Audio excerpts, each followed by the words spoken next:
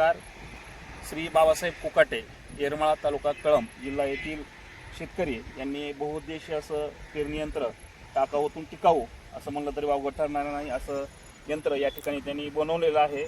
ते आपण त्यांच्याकडूनच जाणूया की आपण ते यंत्र कशा प्रकारे बनवलं. बाबा, हे तुम्ही पेरणी यंत्र कसं बनवलं हे आम्हाला थोडक्यात सांगा तुम्ही. हे आत्याचं रिक्षाचं इंजन आहे आणि ही पेरणी यंत्राची पेटी आहे. त्याच्यात हात आणि बी हे सगळं टाकलेलं आहे. आणि ही 15 इंची पेरणी यंत्र ती पण केलेली आहे. 15 इंची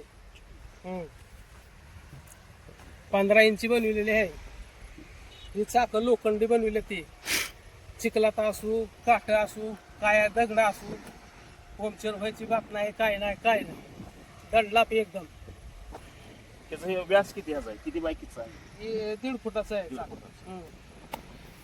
तुम्ही यंत्र बनवलेलं आहे, ह्याच्यावर तुम्ही आता आम्ही या ठिकाणी पेरणी केलेली आहे.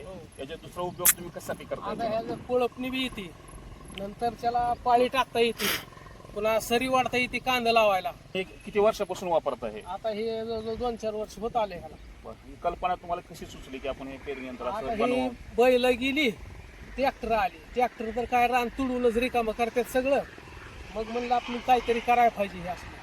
मग हे जुगाड तयार केलं. या ठिकाणी बाबासाहेब कोकाटे यांनी आपल्याला बहुउद्देशीय असं पेरणी यंत्र तयार केलेलं आहे आणि त्यांनी ही सूचना, त्यांना कल्पना ही त्यांनी अतिशय हे ॲपे जे रिक्षा आहे त्याचं हे इंजन आहे.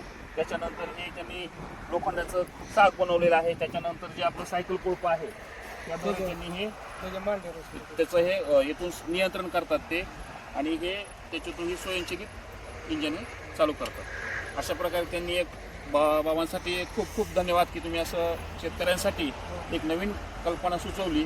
त्याबद्दल तुमचं धन्यवाद, आभार.